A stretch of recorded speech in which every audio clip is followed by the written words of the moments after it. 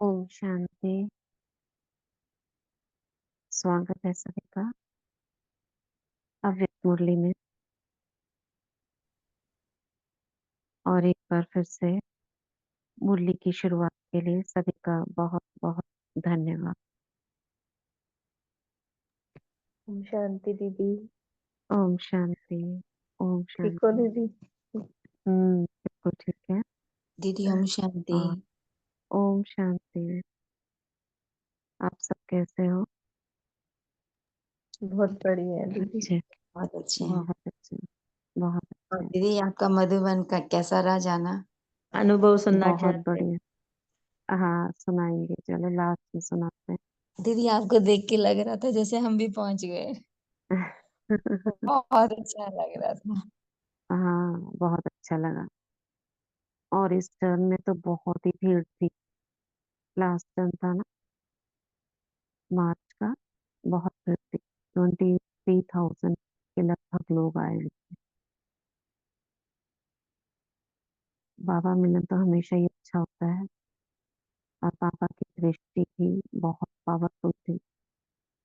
और मुरली तो सभी ने सुनी होगी। आज हम शुरू करेंगे। हमारी सीरीज चल रही थी 2007 और 8 की। आज 18 तारीख 18 जनवरी 2008 की मुरली हम पढ़ रहे हैं। टाइटल है मुरली का, सच्चे स्नेही बन सब बोझ बाप को देकर मौत का अनुभव करो, मेहनत मुक्त बनो। आज बाप दादा अपने चारों ओर के बेफिक्र बादशाहों के संगठन को देख रहे हैं। कौन है हम? बेफिक्र बादशाह। इतनी बड़ी बादशाहों की सभा सारे कल्प में इस संगम के समय होती है। स्वर्ग में भी इतनी बड़ी सभा बादशाहों की नहीं होगी। लेकिन अब बाप दादा सर्व बादशाहों की सभा को देख हर्षित हो रहे हैं। दूर वाले भी दिल के नजदीक दिखाई दे रहे हैं। सीन इमर्ज करो। बाप दादा की मुरली चल रही है डायमंड हॉल में। 2008 डायमंड हॉल है। और सारे बादशाह, बेफिक्र बादशाह, स्वराज्य अधिकारी आत्माएं, राजा बैठे हैं। और बाबा उन आत्माओं को भी देख रहे हैं जो दिल से बाबा को याद कर रहे हैं और सम्मुख दिखाई दे रहे हैं। आप सब नैनों में समाये हुए हो, वह दिल में समाये हुए हैं। दिल में कौन है? जो दिल के नजदीक दिख रहा है। और नैनों में कौन है? जो सामने है। देखा कौन है नैनों में, कौन है दिल में? एक मुरली में बाबा ने पूछा था कि कौन नैनों में समाये हुए हैं, कौन दिल में समाये हुए हैं। अभी समझ में आ रहा है? बाबा ने दोनों को ही कहा था, दोनों ही बराबर है। कौन सी ईयर की मुरली है मुझे याद नहीं आ रहा। ये देखो कौन नैनों में है? जो सामने बैठे हैं। और दिल में कौन है? जो याद कर रहे हैं बाबा को और सम्मुख दिखाई दे रहे हैं। कितनी सुंदर सभा है। आज के विशेष दिवस पर सभी के चेहरों पर अव्यक्त स्थिति की स्मृति की झलक दिखाई दे रही है। 18 जनवरी सबके दिल में ब्रह्मा बाप की स्मृति समाई हुई है। आदिदेव ब्रह्मा बाप और शिव बाप दोनों ही सर्व बच्चों को देख हर्षित हो रहे हैं। आज तो सवेरे 2 बजे से लेकर बाप दादा के गले में भिन्न भिन्न प्रकार की मालाएं पड़ी हुई थी। यह फूलों की मालाएं तो कॉमन है। हीरो की मालाएं भी कोई बड़ी बात नहीं है। फूलों की माला चढ़ाते हैं, कोई हीरो की माला। बाबा कह रहे हैं ये कोई बड़ी बात नहीं है। लेकिन स्नेह के, आप सबको आवाज आ रही है? हाँ जी, आ रही है। ठीक आ रही है दीदी। ओके। बाबा कह रहे हैं ये फूलों की मालाएं तो कॉमन है, हीरो की मालाएं भी कोई बड़ी बात नहीं है, लेकिन स्नेह के अमूल्य मोतियों की माला कैसी होगी? स्नेह के अमूल्य मोतियों की माला कौन से मोती होंगे उसमें? स्नेह के मोती कैसे होते हैं? आंसू दीदी। आंसू के, सफेद। ट्रांसपेरेंट, चमकदार, जिसमें एक एक बच्चे का चेहरा दिखाई दे रहा होगा, वो माला बाबा कह रहे हैं अति श्रेष्ठ है। हर एक बच्चे के दिल में आज के दिन स्नेह विशेष इमर्ज रहा। बाप दादा के पास 4 प्रकार की भिन्न भिन्न मालाएं इमर्ज थी। पहला नंबर श्रेष्ठ बच्चों की, जो बाप समान बनने के श्रेष्ठ पुरुषार्थी बच्चे हैं। पहला नंबर कौन सी है? बाप समान बनने के श्रेष्ठ पुरुषार्थी बच्चे। ऐसे बच्चे माला के रूप में बाप के गले में पिरोए हुए थे। पहली माला सबसे छोटी थी, अच्छा मतलब फुल माला थी वो, मगर छोटी थी, और उसमें कौन थे? बाप समान बनने के श्रेष्ठ पुरुषार्थी बच्चे। दूसरी माला दिल के स्नेह समीप समान बनने के पुरुषार्थी बच्चों की माला। कौन थी? जो पुरुषार्थ कर रहे हैं। अब इसमें क्या अंतर है? बाप समान बनने के श्रेष्ठ पुरुषार्थी बच्चे और दिल के स्नेह समीप समान बनने के पुरुषार्थी बच्चे। वह श्रेष्ठ पुरुषार्थी, यह पुरुषार्थी। देखो अभी तीसरी माला क्या है? तीसरी माला थी जो बड़ी थी, वह थी स्नेह भी, बाप की सेवा में साथी भी, लेकिन कभी तीव्र पुरुषार्थी और कभी कभी तूफानों का सामना ज्यादा करने वाले, लेकिन चाहने वाले, संपन्न बनने की चाहना भी अच्छी रहती है। चौथी माला थी उल्हानों वालों की, 4 प्रकार की माला। कौन कौन सी? कौन कौन सी 4 मालाएं? पहला, पहला कौन सी? श्रेष्ठ तीव्र पुरुषार्थी। बाप बाप समान। बाप समान बनने के करने श्रेष्ठ की चीज पुरुषार्थी कुछ बच्चे। ठीक है, दूसरा, दूसरा दिल के स्नेह समीप समान, ये थी बाप समान। दोनों में अंतर क्या हुआ? पहली 2 मालाओं में क्या अंतर है? बाबा ने कहा वह श्रेष्ठ पुरुषार्थी और यह पुरुषार्थी। अब इसमें क्या अंतर है? हाँ, क्या अंतर होगा?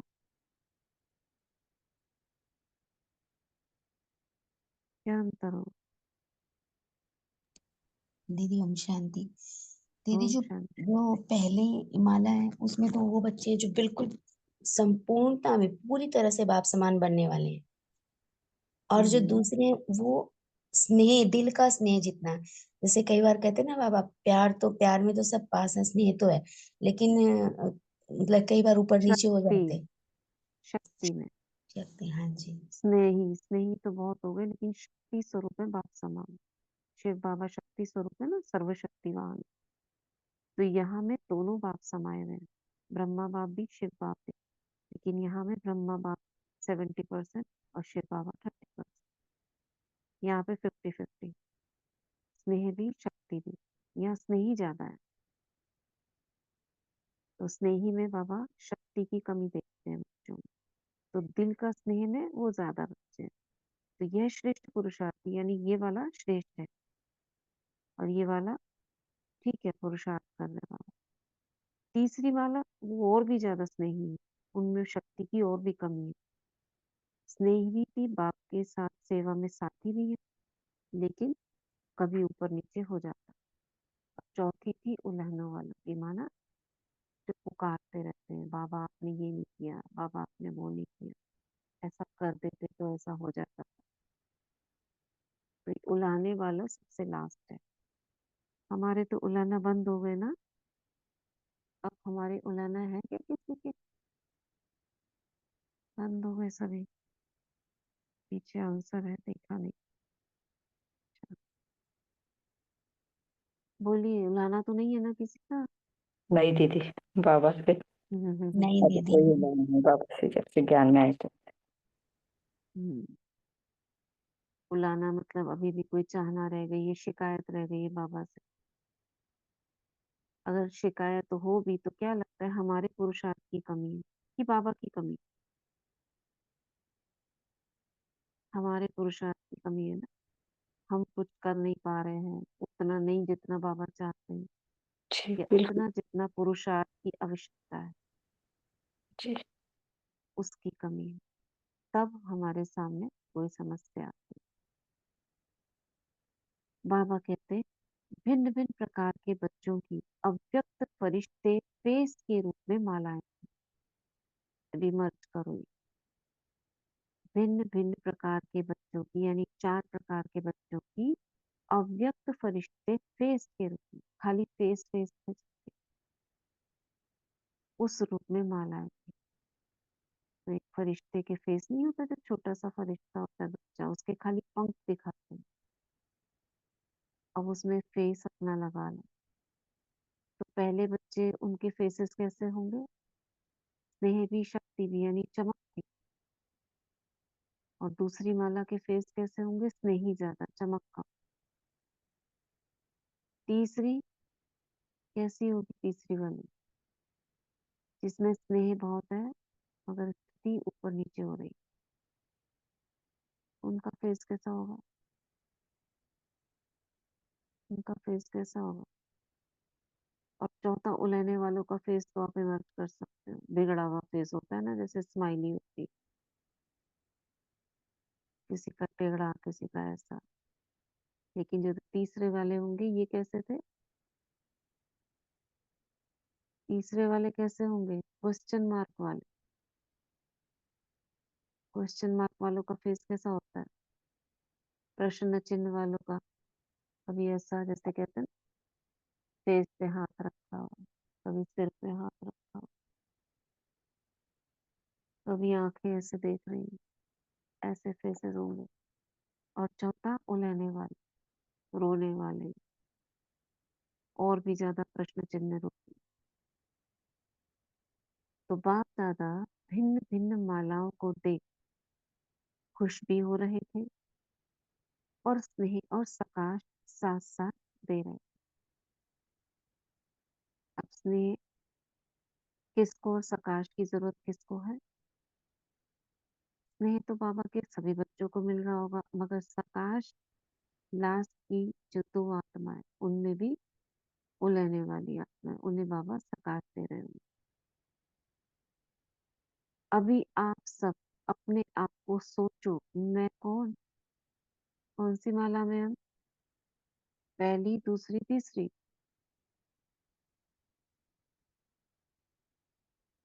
इसमें सभी कहेंगे ना हम पहली वाली माला में। लेकिन चारों ओर के बच्चों में विशेष संकल्प वर्तमान समय दिल में इमर्ज है कि अब कुछ करना ही है। चारों बच्चों में क्या इमर्ज है? कि कुछ करना है। यह उमंग उत्साह मेजोरिटी के संकल्प रूप में है। बाबा सबका संकल्प पढ़ रहे हैं। स्वरूप में नंबरवार है, लेकिन संकल्प में है। अंदर में इमर्ज हुआ संकल्प, वो दिखाई दे रहा है बाबा को, लेकिन स्वरूप में नहीं आया। स्वरूप में माना उनकी एक्टिविटी में, एक्ट में नहीं आ पाया। खाली संकल्प है कि कुछ करना है। क्यों? क्योंकि नया वर्ष आया है 2008। अभी 18 दिन हुए हैं, और बच्चे नए वर्ष के उमंग उत्साह में होते हैं। ये करेंगे, ये करेंगे, क्या करेंगे वो भी स्पष्ट नहीं दिख रहा है। आगे पढ़ते हैं। बाप दादा सभी बच्चों को आज के स्नेह के दिन, स्मृति के दिन, समर्थी के दिन की विशेष दिल की दुआ और दिल की बधाइयाँ दे रहे हैं। दिल की दुआएं और बधाइयाँ क्या होती है? दुआएं क्या होती है और बधाइयाँ क्या होती है? दुआएं कैसे देंगे और बधाई कैसे देंगे? बताओ। दिल की दुआएं कैसे देंगे बाबा?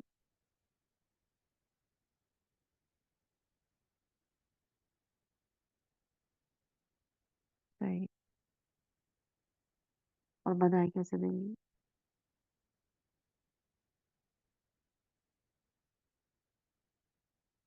दुआएं कैसे देंगे? दुआएं तो ऐसे देंगे ना, बच्चे आगे से आगे बढ़े, तीव्र पुरुषार्थी बने, जो दिल में उनके संकल्प है वो इमर्ज हो। और बधाई कैसे देंगे? मुबारक। मुबारक माना खुशियां बांटते हैं जब हम, तब हम मुबारक देते हैं। एक है दुआएं, एक है बधाई। कौन सी ज्यादा ऊंची है, बधाई या दुआएं? किसे श्रेष्ठ मानेंगे? दुआएं। दुआओं को। दुआओं को कि बधाइयों को? दुआओं। दीदी बधाई दीदी होगा। बधाई बधाइयाँ नहीं होनी चाहिए। बधाई तो मतलब बधाई खुशियां में एक तो दूसरे दीदी से शेयर कर रहे हैं। हाँ जी क्योंकि अब आत्मा आए हैं पहले ना, उसके बाद तो हाँ। ये दिए है ना, वरदान दिए है ना दीदी।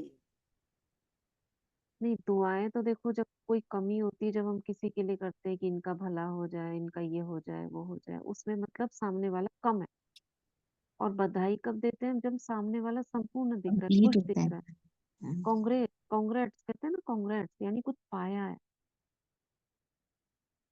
तो बधाई कब देते हैं? जब संपूर्ण संपन्न है। और दुआएं थोड़ा जब हमको आवश्यकता होती है कोई कमी को पूरा करने, तब दुआएं देते हैं। है दोनों ही बहुत अच्छी। बाबा की दुआएं तो सभी को चाहिए, लेकिन बधाइयाँ सर्वश्रेष्ठ। तो बधाइयाँ माना कंप्लीट हो चुके हैं आप, सब बहुत बढ़िया। तो आज के विशेष दिन स्नेह का होने के कारण मेजॉरिटी स्नेह में खोए हुए हैं। ऐसे ही पुरुषार्थ में सदा स्नेह में खोए हुए रहो। और भी अच्छा है, एक दूसरे के प्यार में खोए हुए हैं। लवलीन रहो। तो सहज साधन है स्नेह, दिल का स्नेह। लवलीन माना दो समान है, तब लवलीन होते। अगर एक कम है तो दोनों में अंतर हो जाएगा। एक मांगने वाला हो जाएगा, एक स्नेह दे रहा है लेकिन दूसरा मांग रहा है, तो अंतर आ जाता है। लवलीन माना समान अवस्था। तो बाप के परिचय की स्मृति सहित स्नेह, बाप के प्राप्तियों के स्नेह संपन्न स्नेह, है ना, इसमें समानता है कि बाबा का पूरा पहचान है, उसका स्मृति है हमको, उसके समान अवस्था है। ये बाबा कह रहे हैं इसके संपन्न स्नेह होना चाहिए। ऐसे नहीं कि स्नेह खाली भावना वाला नहीं। भावना वाली तो श्रेष्ठ है, लेकिन उसमें क्या होना चाहिए? प्राप्ति समाई हुई होनी चाहिए। स्नेह बहुत सहज साधन है, क्योंकि स्नेही आत्मा मेहनत से बच जाती है। अब मेहनत क्या करनी पड़ती है? हमें कनेक्ट होने की मेहनत करनी पड़ती है ना बाबा से। लेकिन स्नेह में कनेक्शन बहुत इजीली रहता है, उसमें कुछ समझना नहीं पड़ता। आत्मा परमात्मा का स्वरूप इमर्ज नहीं करना, अपने आप ही स्नेह में समाये हुए होते हैं। तो इसलिए बाबा स्नेह भी शक्ति भी कहते हैं। खाली शक्ति स्वरूप नहीं, वो भी सूखा सूखा हो जाए। तो बाबा कह रहे हैं स्नेह में लीन होने के कारण, स्नेह में खोए हुए होने के कारण किसी भी प्रकार की मेहनत मनोरंजन के रूप में अनुभव हो। स्नेही स्वतः ही देह के भान, देह के संबंध का ध्यान, देह की दुनिया के ध्यान से ऊपर स्नेह में स्वतः ही लीन रहते हैं।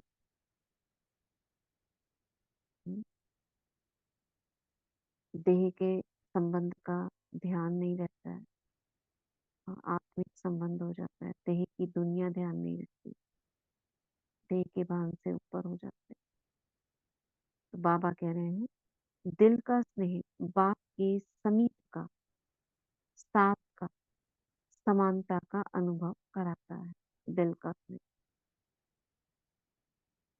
होता है ना, अंदर का प्यार और एक ऊपर का, ये स्थूलता से तो ऊपर हो गए, अब बाबा से दिल का स्नेह। तो स्नेही सदा अपने को बाप की दुआओं के पात्र समझते हैं। हम है ही दुआओं के पात्र, यानी बाबा की दुआएं वरदान हमारे ही है, ये पात्र समझते हैं आप अपने आप।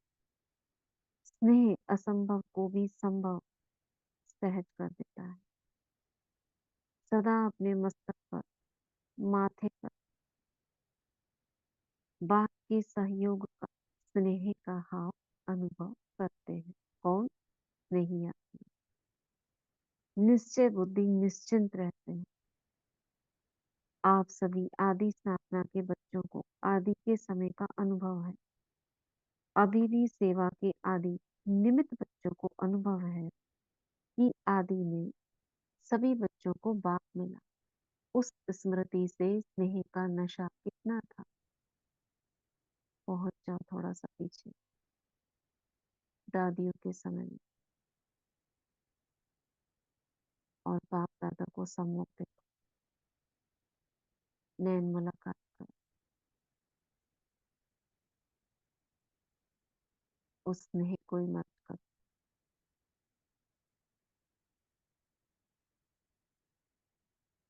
क्या नशा था पहले? नॉलेज कम थी, स्नेह अधिक, लेकिन उस स्नेह में शक्ति भरी हुई। शक्ति किस चीज की थी? आत्मिक स्मृति की, आत्मा का भाव, ये भी आत्मा, मैं भी आत्मा। तो बाबा कह रहे हैं नॉलेज तो पीछे मिली, लेकिन पहला पहला नशा स्नेह में खोए हुए है। बाप स्नेह का सागर है, तो मेजॉरिटी बच्चे आदि से स्नेह के सागर में खोए हुए हैं। पुरुषार्थ की रफ्तार में बहुत अच्छे स्पीड से चले। लवलीन स्थिति का सभी ने अनुभव किया होगा कि नहीं? है कोई ऐसा जिसे बाबा से अतीन्द्रिय सुख या लवलीन स्थिति का अनुभव ना हुआ हो?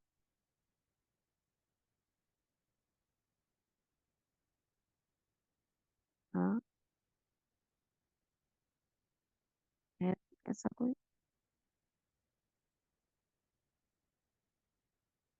नहीं है। सभी ने बाबा का प्यार और उसका अतीन्द्रिय सुख का अनुभव किया है। तो बाबा क्या कह रहे हैं? बाप स्नेह का सागर है, तो मेजॉरिटी बच्चे आदि से स्नेह के सागर में खोए हुए हैं।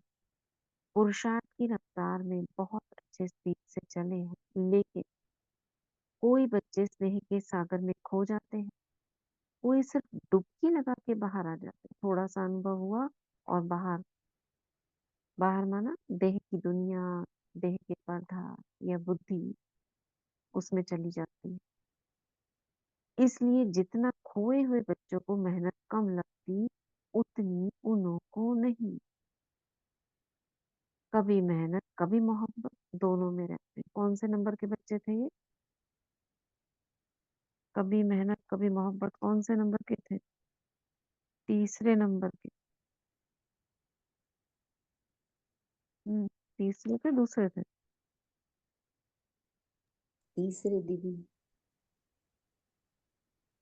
तीसरे नंबर के ही हैं। तूफानों का सामना ज्यादा करते थे तीसरे नंबर। दूसरे में भी लगा सकते हैं, थोड़ा सा तीसरे में भी लगा सकते हैं।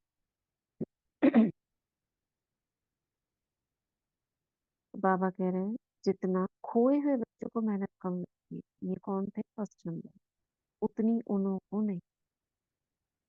कभी मेहनत कभी मोहब्बत दोनों में रहते। लेकिन जो स्नेह में लवलीन रहते हैं, वह सदा अपने को छत्र छाया के अंदर अनुभव करते हैं। दिल के स्नेही बच्चे मेहनत को भी मोहब्बत में बदल ले।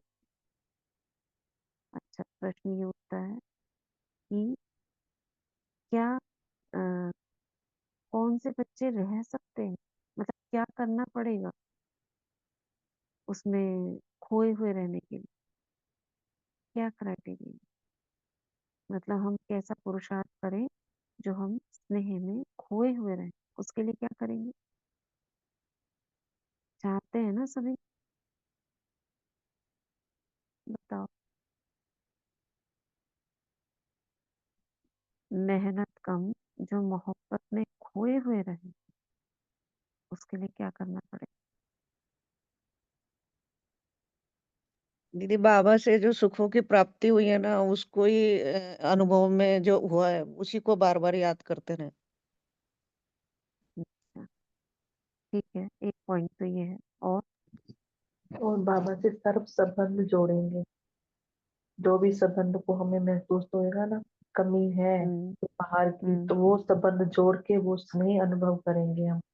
तो हमारा बाहर हम्म की तरफ ध्यान ही नहीं जाएगा, उसी स्नेह में डूबे राइट, रहेंगे। ठीक, बहुत अच्छे, दोनों स्ट्रॉन्ग पॉइंट है। और क्या हो सकता है। और दीदी हर बात बाबा को बताएंगे हम। जितना हम हम्म छोटी छोटी बात बताएंगे ना बाबा को, उतना हम बाबा के दिल के नजदीक आएंगे।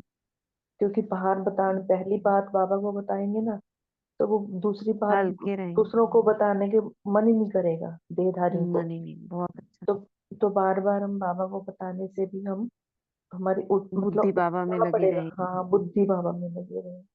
और रात राइट, को पोता मेल भी लिखने से भी, लेटर लिखने से भी बहुत फर्क पड़ता है दीदी। हाँ, आप तो लिख रहे हो शायद लगातार। हाँ जी, हम शाम। हाँ, तो बाबा से हमारी बुद्धि विमुख ना हो, दूसरे की तरफ ना जाए, मुख्य पुरुषार्थ हमको यही करना है। पुरुषार्थ क्या है, बाबा की तरफ योग लगना, बाबा की तरफ योग लगा रहे माना दूसरी तरफ खिंचाव ना हो। खिंचाव के क्या कारण होते हैं, किसी से कुछ पूछना है या हमारा स्नेह किसी और में जा रहा है। बाबा से ही स्नेह जुटा रहे कब, जब हमको प्राप्तियां होंगी बाबा से। प्राप्ति नहीं होगी तो लवलीन कैसे होगी, जबरदस्ती तो हो नहीं सकती। और इसमें अशरीरीपन बहुत काम करता है, अशरीरीपन, विदेहीपन, जब हम उसमें खोए हुए होते हैं तो हमको देह की दुनिया भूली हुई होती है और बाबा से इजीली कनेक्ट भी हो जाते हैं। तो ये सब चीजें हमको करनी पड़े, करते हैं, मगर और भी ज्यादा उसमें लवलीन रहने के लिए, उसका समय बढ़ाने के लिए बाबा कह रहे हैं डुबकी मत लगा कर, मगर जैसे तैराक होते हैं ना, अंदर तैरते रहते हैं, ऐसे। तो जो स्नेह में लवलीन रहते हैं वह अपने को छत्र छाया के अंदर अनुभव करते हैं। दिल के स्नेही बच्चे मेहनत को भी मोहब्बत में बदल देते हैं। उन्हों के आगे पहाड़ जैसी समस्या भी पहाड़ नहीं लेकिन रूई समान अनुभव होती है। पत्थर भी पानी समान अनुभव होता है। तो जैसे आज विशेष स्नेह के वायुमंडल में रहे 18 जनवरी को, तो अनुभव किया मेहनत है या मनोरंजन अनुभव हुआ। क्या लगता है, 18 जनवरी अभी आप हमारे सामने से गई है,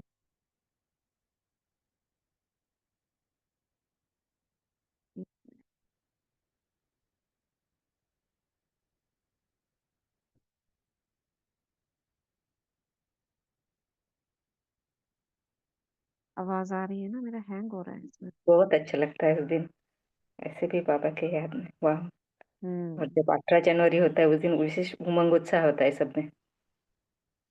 हम्म right, दीदी इंतजार भी रहता है उस दिन का।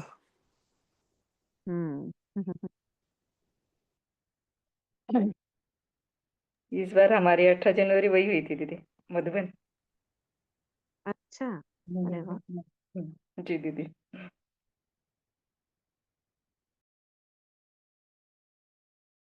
चलो, कैसा रहा आपका? बहुत अच्छा।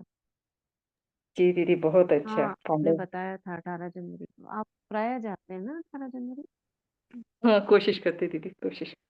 बढ़िया, बहुत अच्छा। तो तो 18 जनवरी में आप ऊपर थे हाँ, पांडव पांडव। भवन में? जी दीदी, पांडव पांडव। पांडव ने बहुत बढ़िया। बाबा ने वही बहुत साथ दिया था इस बार। हम बहुत रश होता है ना 18 जनवरी को, तो वहाँ अठारह पांडव जनवरी को भवन तो में नहीं। सुबह बहुत बहुत रश होता वही इजाजत नहीं मिलती वहाँ। चंद्रशेखर भाई वगैरह बोलते हैं कि नहीं अभी तो बहुत और वैसे हम लोगों का है। तो टर्न नहीं था ना, इसलिए तो थोड़ा मुश्किल था। लेकिन बाबा ने, मैंने सोचा था कि बाबा मेरा अमृत वेला जरूर पांडव भवन में ही कराई। तो तो कैसे पाँच आप अमृत। अपने आप अकेले जाके फिर मैनेज कर लेते हो या सिस्टर्स रहती हैं आपके साथ बाबा अकेले में? बाबा होते साथ दीदी, हमेशा बाबा ही बाबा साथ होते हैं। होते। बस मैं बाबा को ही लेके जाती और मिल जाता है स्थान ना। हूँ वहाँ। हाँ, तो बाबा तो ने 5 अमृत वेला कराए दीदी, ये बहुत मेरे लिए अच्छा रहा। हाँ, हम पांडव भी रहे भवन। थे पांडव भवन, बहुत अच्छा लगता है वहाँ का। अभी जो स्क्रीन पे ना वो चलता रहता है, पहले तो नहीं था लेकिन अभी स्क्रीन लग गई है उस पे। मतलब बाबा की कोई ना कोई चीज चलती रहती है, जी जी। उससे भी बहुत अट्रैक्शन होता है। तो क्या कह रहे थे बाबा? आज तो स्नेह का सबको दीदी अनुभव अठारह हुआ है। जनवरी की कोई भी मुरली बीच में आ जाती है ना, जैसे हम्म। जैसे ये भी मुरली बीच में आई या कभी हम्म। आ जाती है तो भी बहुत अच्छा हम्म। लगता है। अच्छी फीलिंग आती है उस दिन, पूरा दिन अच्छी फीलिंग आती हाँ, है। राइट। बाबा कह रहे हैं सबको स्नेह का अनुभव हुआ, स्नेह में खोए हुए थे उस दिन, विशेष स्नेह का अनुभव सबको होता ही है। खोए हुए थे सभी, पूछ रहे हैं बाबा आज मेहनत का अनुभव हुआ? किसी भी बात की मेहनत का अनुभव हुआ? क्या, क्यों, कैसे का संकल्प आया? स्नेह सब भुला देता है। तो ये सब नोट करना चाहिए हमको कि बाबा कहते हैं ना स्नेह का अनुभव। स्नेह माना जब हम बाबा मिलन के दिन होते हैं या 18 जनवरी का दिन होता है या कोई विशेष बाबा का वरदान आपको अनुभव होता है, उस दिन आपके प्रश्न नहीं उठते, सब कुछ इजीली होगा, योग इजीली लगेगा, आपके कार्य इजीली होते जा रहे हैं, पूरा दिन आपका सहयोग मिलता जा रहा है, आपको कोई थकावट नहीं लग रही है। तो बाबा कह रहे हैं स्नेह सब भुला देता है। तो बाप दादा कहते हैं कि बाप के इस स्नेह को भूलो नहीं। माना, भूलो नहीं का मतलब क्या है? जब भी कोई मेहनत का अनुभव हो ना, क्योंकि माया बीच बीच में पेपर तो लेती है, ऐसा नहीं स्नेह में सदा ही लवलीन रहो।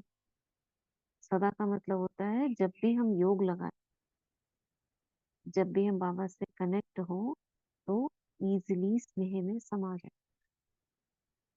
लेकिन बाबा कह रहे हैं ऐसा तो नहीं, पेपर तो आता है बीच में, लेकिन उस समय स्नेह के अनुभव को याद करो जब आपको बाबा के साथ स्नेह का अनुभव हुआ था।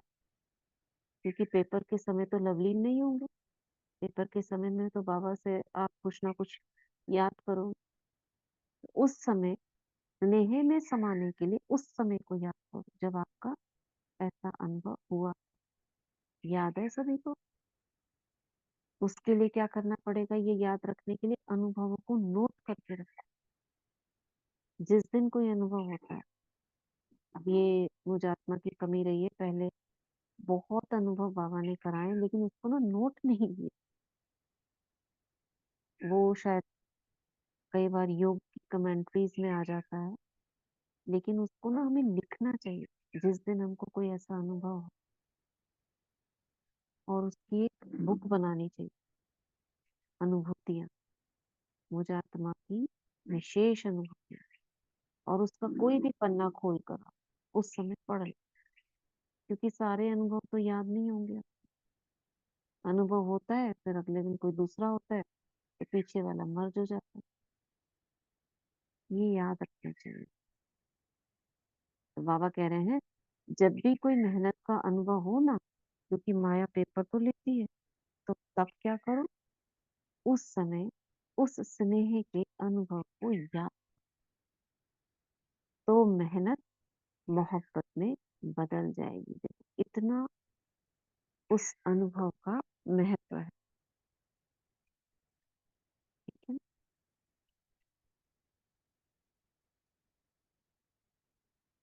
तो अनुभव करके देखो क्या है, गलती क्या हो जाती है उस समय, क्या क्यों, इसमें बहुत चले जाओ।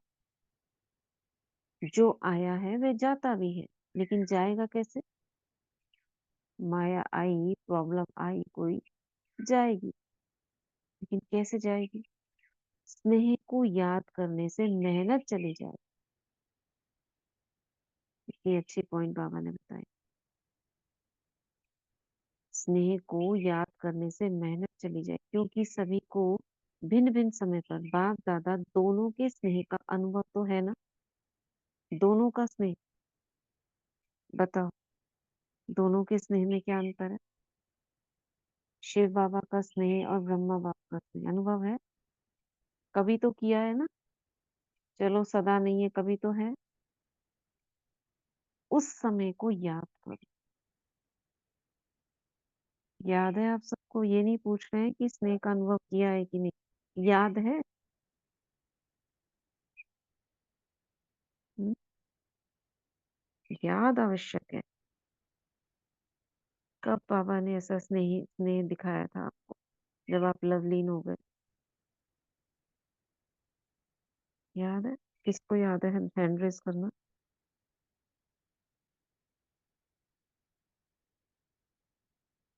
बताओ दीदी हम किसको याद है? शांति। हाँ दीदी ओम अभी शांति। रिसेंट में ही ना, वैसे तो हम्म देखो बाबा के ना कई अनुभव ऐसे, जैसे अब आपने भी कहा ना कि ब्रह्मा बाबा का भी और शिव बाबा हम्म का भी। तो हम्म ब्रह्मा बाबा का तो हम फरिश्ता रूप में देखते हैं ना, हम्म उनका वो स्पर्श जो होता है ना, वो बाबा ने इतना अच्छे से फील करवाया था, मैं उसको भूल ही नहीं पाती हूँ दीदी। जब भी मतलब सोचती हूँ ना, तो वो बिल्कुल मुझे लगता है अभी भी मुझे छू रहे हैं, इतना अच्छा स्पर्श फील हुआ था। और जैसे स्नेह का बोल रहे हैं ना आप कि कैसे प्यार मोहब्बत में रहते हैं। अभी कई दिन हम्म पहले जैसे सचिन भाई की हम क्लासेस सुनते हैं, तो उसमें हम्म बाबा ने डबल विदेशियों को कहा था कि तुम्हारे लिए ये गाना है, ये ऊंची ऊंची दुनिया की दीवारें, ये हम्म था ना हम्म गाना। हम्म उसमें हम्म। वो दीदी ने वो गाना गाया था। दीदी वो गाना अच्छा गाया ना, वो मुझे जब भी याद आ रहा है उस दिन से, मेरे को तो रोना आ हम्म जाता है। इतना अच्छा रोना आता है वो सोच के ही, मैं सोचती हूँ गाना बस, कि लगता है कि सच में बाबा हम कहाँ थे, कितनी ऊंची दीवारें हमारे बीच में थी, और अब हम मिल गए हैं, हम्म अब थोड़ी जाने देंगे ऐसे। सच में हम्म। ये कई गीत ऐसे होते हैं दीदी, जिनका तो बस अंदर में बस जाते हैं। ये खजाना है हमारे लिए, अनुभवों खजाना, का खजाना। बहुत सुंदर बाबा कहते हैं ना खजाना है ये, अनुभवों का खजाना। तो बहुत ये सुंदर है ये अनुभव हमें खजाना। ना उस समय याद आ जाएगा ना, तो बाबा क्या कह रहे हैं, ऐसा नहीं है माया या कोई प्रॉब्लम नहीं आएगी उस समय। उस अनुभव को याद करके उस मेहनत को भूल, क्योंकि उस समय हम मेहनत कर नहीं पा रहे ना, स्नेह में लवलीन नहीं हो पा रहे, क्योंकि वो दीदी बुद्धि बार वो बार वो उसमें जा गीत रही। तो मैं जिसको भी सुना रही थी ना चला के, कि दीदी ने देखो कितना सुंदर सुनाया है, बच्चों को भी सुना रही थी हम्म, तो भी आंसू आ रहे हम्म, थे। वो कह रहे आप रो क्यों रहे हो? मैंने कहा बस ये प्यार के आंसू है, ये तो पूछो ही मत क्यों रो रही हूँ। हम्म, ये भी बहुत कीमती आंसू बाबा कहते हैं ना, अभी बाबा ने बताया ये माला है, माला में बाबा पिरो लेते हैं। ये आवश्यक है। कोई भी अनुभव, चाहे हमें उस समय आंसू आए या बाबा ने हमें मदद दी, या योग में अनुभव हुआ, या हमको ज्ञान की कोई पॉइंट बाबा ने, हम ढूंढ रहे थे, बाबा ने टचिंग करा दी, वो वाले क्षण आपको याद आ जाने चाहिए। तो क्या होगा, उस समय मेहनत से बच जाएंगे। तो स्नेह को याद करने से मेहनत चली जाएगी, क्योंकि सभी को बाबा ने कहा स्नेह का अनुभव तो है, कभी तो किया है। चलो हर समय नहीं, लेकिन कभी तो किया है। उस समय को याद करो कि बाप का स्नेह क्या है, और शिव बाबा का स्नेह कैसा होता है? उसका अलग ही होता है। उसका ऐसा लगेगा जैसे किरणों में समाये हुए हो आप, किरणों की बाहों के अंदर हो, शक्तियां प्राप्त हो रही हैं आपको, सितारे सितारे लिपटे हुए हो आप उन सितारों में। ये अलग ही स्नेह है। उसमें आपको शक्तियों का बहुत अनुभव होगा। तो बाबा कह रहे हैं बाप के स्नेह से क्या क्या अनुभव किया? तो स्नेह की स्मृति से मेहनत बदल जाएगी, क्योंकि बाप दादा को किसी भी बच्चे की मेहनत की स्थिति अच्छी नहीं लगती। मेरे बच्चे और मेहनत, तो मेहनत मुक्त कब बनेंगे? यह संगम युग ही है जिसमें मेहनत मुक्त मौज ही मौज में रह सकते हैं। मौज नहीं है तो कोई ना कोई बोझ बुद्धि में। बाप ने कहा है बोझ मुझे दे दो। अभी जो लास्ट मुरली चली 21 मार्च की, उसमें बाबा ने क्या कहा था? रात को सोने से पहले अपने सारे बोझ बाबा को दे दो तो धर्मराजपुरी से बच जाएंगे। ये भी बहुत अच्छा तरीका है। कोई भी बोझ हो बाबा को दे दो तो अगले दिन क्या होगा? बोझ का यानी कैरी फॉरवर्ड नहीं होगा। मैंपन को भूल ट्रस्टी बन जाओ। अब ये टिप्स दे रहे हैं बाबा। क्या करो? एक तो बोझ दे दो, दूसरा प्राप्तियों को याद करो। कौन सी प्राप्ति? जब अनुभव किया था बाबा से स्नेह का, वो याद करो। प्राप्तियों को याद करो। मैंपन को भूल ट्रस्टी बन जाओ। जिम्मेवारी बाप को दे दो, क्योंकि स्वयं दिल के सच्चे बच्चे बन खाओ, खेलो और मौज करो, क्योंकि यह संगम युग सभी युग में मौजों का युग है। इस मौजों के युग में भी मौज नहीं मनाएंगे तो कब मनाएंगे? बाप दादा जब देखते हैं ना बच्चे बोझ उठा के बहुत मेहनत कर रहे हैं, दे नहीं देते, खुद ही उठा ले। खुद उठाना माना खुद उस समस्या को सॉल्व करते रहना। कैसे करूं मैं, ये करूं मैं, वो करूं। तो बाप को तो तरस पड़ेगा, रहम आएगा। मौजों के समय मेहनत, स्नेह में खो जाओ। स्नेह के समय को याद करो। हर एक को कोई ना कोई स्नेह समय विशेष स्नेह की अनुभूति होती ही है, हुई है। बाप जानता है हुई है, क्योंकि बाबा को तो सब पता है, लेकिन याद नहीं करते हो। मेहनत कोई देखते रहते, उलझन रहते, उलझते रहते। अगर आज भी अमृत वेले से अब तक बाप दादा दोनों अथॉरिटी के स्नेह का दिल से अनुभव किया होगा, तो आज के दिन को भी याद करने से स्नेह के आगे मेहनत समाप्त हो जाएगी। ठीक है, तो यहीं तक पढ़े आज। अभी मुरली लंबी है तो आज यहीं तक पढ़ते हैं, मेहनत समाप्त हो जाएगी। क्या टिप्स बताए बाबा ने? क्या करना है हमें? कब क्या करना है? जब माया का कोई, होना तो नहीं चाहिए माया का प्रभाव, लेकिन कोई समस्या आ जाती है, कभी मन ऊपर नीचे स्थिति हो जाती है, किसी भी कारण से कुछ भी बीच में आ जाता है, उस समय क्या करो आप? क्या करो? बाबा के स्नेह का अनुभव याद करो। जो बाबा ने स्नेह हाँ, किया, उस अनुभव को याद पहले करो। कराया है। जो जब भी बाबा पहले आपको कराया है उस अनुभव में खो जाओ। और क्या करो? कोई बोझ बुद्धि में है तो बाबा बाबा को को दे दे दो। दो, ट्रस्टी बन जाओ। मैंपन को भूल जाओ, ट्रस्टी बनो, मेरा नहीं है कुछ। जैसे कई बार सेवाओं का बोझ हो जाता है, कैसे करूं, इतना सारा सेवा का हो आ गया प्रोग्राम, तो ये खुद नहीं सोचो। और जिम्मेवारी बाप को दे दो और स्वयं दिल के सच्चे बच्चे बन खाओ। यानी दिल में जो भी बाबा अपने कोई बात है वो बाबा को बता के सच्चे बन खाओ, खेलो, मौज करो। ठीक है, ये करना है। और विशेष क्या ध्यान दिलाया बाबा ने इसमें?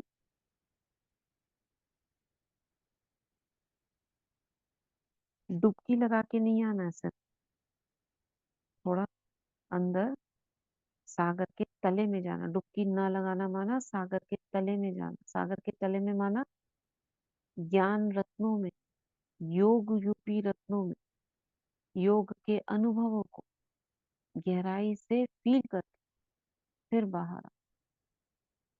इसके लिए अशरीरीपन बहुत आवश्यक है। और अशरीरीपन माना देह की सद्बुद्ध को भूलना, और उसका इजी तरीका आजकल के बच्चों के लिए आसान तरीका ये क्या है, बिंदु बन जाना, बीज बन जाना। लेकिन बिंदु और बीज की अवस्था में नहीं रह पाते तो क्या करेंगे, क्या करेंगे, कैसे जाएंगे शरीर अवस्था में? हम्म, कैसे जाएंगे, देह को कैसे भूलेंगे?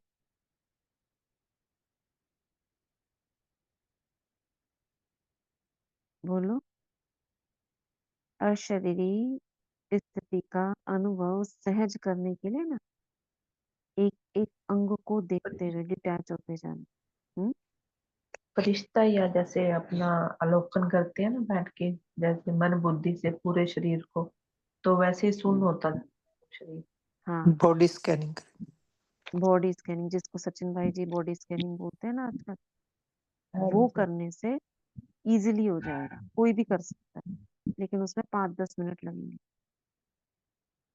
और उसमें आसानी से आप अशरीरी स्थिति का अनुभव करोगे, एक एक अंग को नीचे से ऊपर देखते जाओ। दीदी श्वास प्रश्वास को देखने से भी होती है जल्दी। श्वास को देखने से भी हो सकता है, राइट, वो भी होता है। और फिर स्थिति जब आपकी सीधा ब्रेन की तरफ आ जाओ, तब आप उसमें टिक जाओ। तो इसमें ये थोड़ा, ये मेहनत नहीं कहेंगे इसको, ये अशरीरी बनने का इजी अनुभव है। डायरेक्ट बिंदु बनने में आप बिंदु को तो देख रहे हो, बार बार बुद्धि इधर उधर जा रही, उसमें बुद्धि एकाग्र हो जाती है। इसलिए थोड़ा समय इसमें देना जरूरी है। तो ये करना है। और अभी मधुबन होके आए तो बहुत अच्छा रहा, वहाँ पे 7-8 दिन बिता कर आए। शांतिवन तो पूरा बाबा के बच्चों से रिमझिम हो रहा था। और पांडव भवन तो हमेशा की तरह तपस्या भूमि, योग भूमि, जिसको चरित्र भूमि बाबा कहते हैं, पूरा वहाँ पे फील होता है।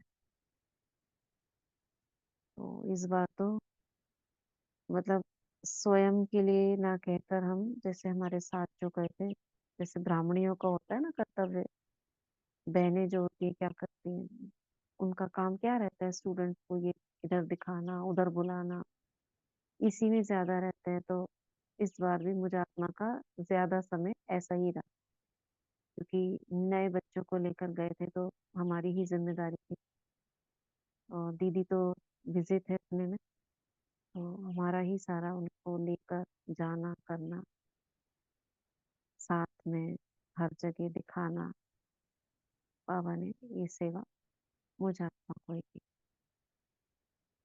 तो ये रहा, और बाबा वाले दिन भी बहुत अच्छा रहा। तो ये अनुभव लेकर विशेष कोई संकल्प नहीं चले, कोई थकावट नहीं हुई, और अशरीरीपन के बाबा ने अनुभव कराए, अमृत वेला बहुत अच्छे रहे। तो आप सबको भी एक बार फिर से शुरुआत की बहुत बहुत बधाई ही कहेंगे, और साथ साथ सबको दुआएं कि सभी का पुरुषार्थ अच्छा चल रहा होगा, दीदी कोई पांडव परेशानी भवन तो भी नहीं। रुके थे। हाँ, पांडव भवन भी रुके थे। हमेशा इस बार बाबा तो रुकवाते हैं जब भी जाते हैं। और पिछले एक बार गए थे 18 जनवरी को, तो 2 दिन रुके थे, और इस बार भीड़ बहुत थी तो एक दिन का ही मिला हमको समय, रुके थे। तो वहाँ रुकने में अमृत वेले का ही आनंद रहता है। और क्लास भी जो चलती है सुबह सचिन भाई की, तो सचिन भाई तो क्लास में नहीं थे, लेकिन बाद में ग्लोबल हॉस्पिटल किसी कारण से, मतलब ऐसे ही इन्हीं को साथ लेके जाना हुआ, तो वहां पे दिखे थे सचिन भाई, मिले थे उनसे। ऐसे कोई विशेष बात नहीं होती। और एक विशेष चीज हमने देखी जो सूरज भाई की, वहां पे 2 पर्सनल क्लासेस हुई थी। पर्सनल क्लासेस मतलब जो रिले नहीं हुई है या हमें नहीं मिल पाई है। एक तो जो बाबा मिलन से पहले होती ही है वो, और एक जो वो अपने दिव्य धाम जो उनका जहाँ रहते हैं वहां पे हुई। और एक और उन्होंने पर्सनल ली थी जो डायमंड हॉल के सामने भाइयों की तरफ है ना, क्या नाम है उस जगह का, नाम याद नहीं आ रहा, वहाँ हॉल बना हुआ है, वहां पे ली थी उन्होंने क्लास। तो वो बहुत पावरफुल, बहुत पावरफुल। उसका हमें क्लास नहीं मिला कहाँ पर रिकॉर्डिंग। उसमें उन्होंने बहुत टिप्स बताए थे। सकाश की तो टिप्स बताए थे, योग के भी बहुत टिप्स बताए। सकाश के टिप्स तो सबको मिले होंगे बाबा की क्लास। तो उसमें उन्होंने यही कहा था कि अब योग को सकाश में परिवर्तन करो। योग और सकाश साथ साथ।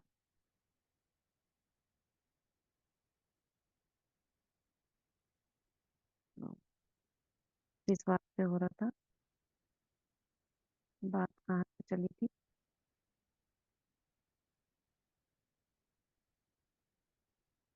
हाँ, ये तो सूरज भाई की उनमें क्लास दीदी, ये सूरज भाई उन्होंने नहीं नहीं, ये सूरज सूरज भाई भाई क्या, की क्लास कब हुई है दीदी? मतलब ये बाबा के अगले दिन, अच्छा अच्छा। बाबा आते हैं ना उसके अगले दिन जो भाइयों की तरफ है ना, वहां पे क्या नाम है उस हॉल का, समझ में याद नहीं आ रहा। जो दीदी एक तो ज्ञान मोती डायमंड भी, हॉल, ज्ञान मोती, हाँ राइट राइट राइट राइट, ज्ञान मोती है, क्या है वो जगह, हॉल है मोती है दीदी। मोती, हाँ। वो हॉल है वहाँ, एकदम पीसफुल, इतना शोर के बीच में भी एकदम ऐसे लग रहा था पिन ड्रॉप साइलेंट। वहाँ शाम को 6:30 से 7:30 हुई थी क्लास। और बहुत ही पावरफुल योग करवाया उन्होंने 20 मिनट। और ड्रिल्स बोला उन्होंने करने के लिए। उनकी ड्रिल्स तो सिंपल सिंपल रहती है, जैसे ऊपर में आत्मा स्वरूप,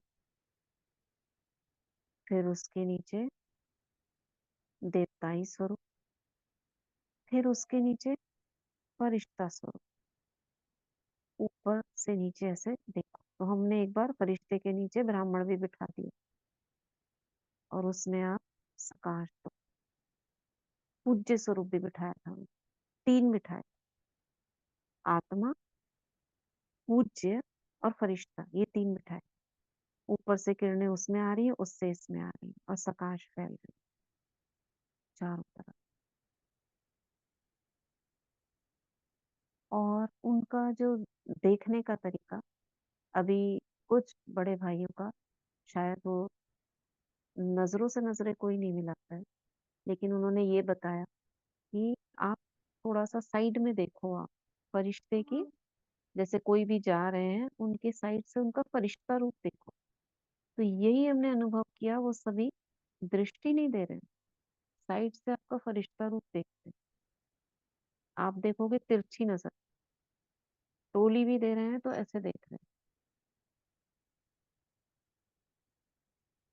दृष्टि में नहीं दे रहा है कोई। ये एक विशेष देखा कई कई बार उनका फरिश्ता स्वरूप देखने का अनुभव, कि आप सबके पीछे फरिश्ता रूप देखो, तो आपकी देह में नजर नहीं जाएगी। तो वो प्रैक्टिस हम भी कर सकते हैं। उन्होंने भी बोला फरिश्ते, बाबा ने कहा था ना मुरली में, सबके ओरिजिनल संस्कार को उसमें देखो। तो सब क्या है, चाहे बीकेज है चाहे नॉन बीकेज है, सब क्या है, ओरिजिनल स्वरूप तो सबका संपूर्ण पवित्र आत्मा थी ना सभी, उस रूप में ही देखो। तो ये अनुभव हुआ उन आत्माओं से, फरिश्ता स्थिति देखने। ठीक है, तो आज का वरदान पढ़े दीदी आज का वरदान? पढ़े। बाबा का वरदानी हाथ हम सब अपने सर पे अनुभव करेंगे और बाबा से आज का वरदान लेंगे। आज का वरदान, प्रवृत्ति में रहते पर वृत्ति में रहने वाले निरंतर योगी भव। प्रवृत्ति में रहते पर वृत्ति में रहने वाले निरंतर योगी भव। निरंतर योगी बनने का सहज साधन है प्रवृत्ति में रहते पर वृत्ति में रहना। पर वृत्ति अर्थात आत्मिक रूप। जो आत्मिक रूप में स्थित रहता है वह सदा न्यारा और बाप का प्यारा बन जाता है। कुछ भी करेगा लेकिन यह महसूस होगा जैसे काम नहीं किया है लेकिन खेल किया है। जब प्रवृत्ति में रहते आत्मिक रूप में रहने से सब खेल की तरह सहज अनुभव होगा, बंधन नहीं लगेगा। सिर्फ स्नेह और सहयोग के साथ शक्ति की एडिशन करो तो हाई जंप लगा लेंगे। सिर्फ स्नेह और सहयोग के साथ शक्ति की एडिशन करो तो हाई जंप लगा लेंगे। स्लोगन, बुद्धि की महत्ता अथवा आत्मा का हल्कापन ही ब्राह्मण जीवन की पर्सनैलिटी है। बुद्धि की महत्ता अथवा आत्मा का हल्कापन ही ब्राह्मण जीवन की पर्सनैलिटी है। शुक्रिया बाबा, शुक्रिया दीदी, शुक्रिया आप सभी आत्माओं का। शुक्रिया। ओम शांति, ओम शांति। ओम शांति। शक्ति का मतलब आत्मिक स्थिति। जितना हम बाबा से कनेक्ट रहते हैं बीज रूप में। स्नेह क्या होता है? हमारा फरिश्ता, जैसे बाबा का फरिश्ता रूप याद कर रहे हैं, बाबा के साथ संबंध का अनुभव कर रहे हैं, ये स्नेह है। शक्ति माना शिव बाबा से कनेक्शन। तो बाप दादा दोनों का साथ का अनुभव। तो स्नेह भी शक्ति भी। स्नेह के साथ साथ शक्ति आवश्यक है। ठीक है। तो बीज रूप स्थिति है शक्ति और फरिश्ता स्वरूप है स्नेह। चलो अभी वाटर चार्ज करते हैं और आज दिन में योग का भी अनुभव करेंगे हम। 4 से 4:30 जो सकाश की टिप्स बताए हैं उन टिप्स को लेकर सकाश भी पापा दिलवाएंगे। ठीक है। आज ये दीदी वाटर जानकी चार्ज। दादी का भी मृत्यु दिवस है ना। हाँ, जानकी दादी, जानकी दादी होती है। हाँ जी। राइट, ठीक है।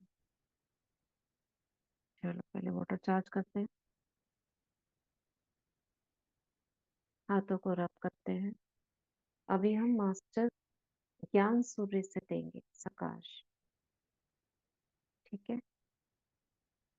तो बाबा को सामने देखेंगे ज्ञान सूर्य और विशेष ज्ञान की सकाश इसमें भरेंगे, यानी हमारे मन में ज्ञान इमर्ज रहे और जो भी जल को ग्रहण करे उसके अंदर भी ज्ञान इमर्ज। हाथों को रब करेंगे। मैं मास्टर ज्ञान सूर्य हूँ।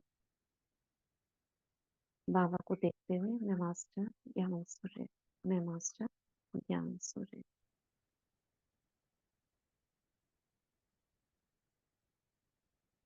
21 टाइम्स। भिक्कुटी से ब्लू कलर की किरणें पानी में जाती हैं।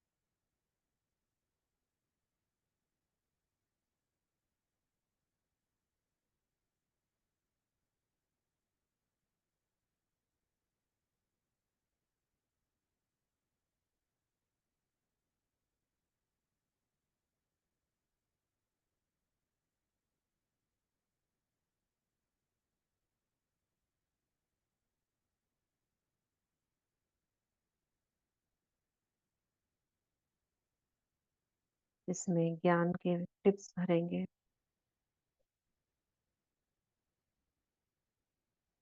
हम सभी आत्माएं हैं और जो भी आत्माएं इस जल को ग्रहण करें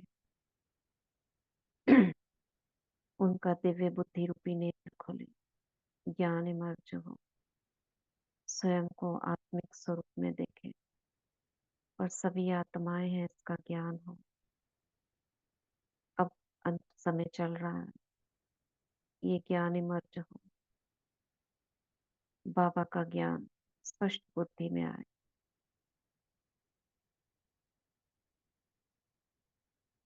सृष्टि का चक्र, हम आत्माएं परम धाम से आई हैं। 5000 वर्ष का नाटक अब पूर्ण हो रहा है। देवता रूप से पूज्य रूप से ब्राह्मण और फरिश्ता बन अब वापस घर जाना है। श्रेष्ठ कर्म करने हैं, पुण्य का खाता, दुआओं का खाता जमा करना है। श्रेष्ठ कर्म करने की शक्ति हम सब में इमर्ज हो। ओम शांति, ओम शांति। दादी जानकी को भी इमर्ज करते हैं, अनुभव करते हैं शक्ति स्थल, जो दादी जानकी जी का स्मृति स्थल है,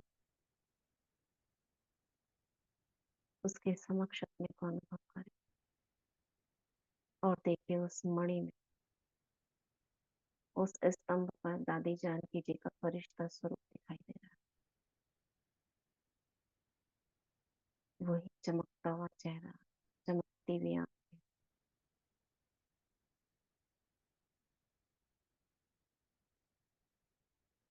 सभी को आशीर्वाद का हाथ, वरदानी हाथ से सकाश देते हैं।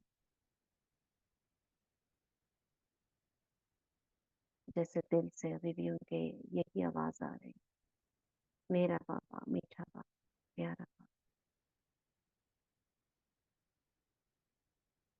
दृष्टि लेंगे दादी जी से।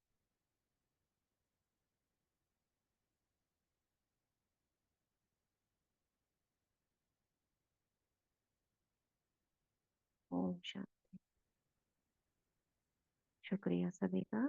ओम शांति। शुक्रिया बाबा।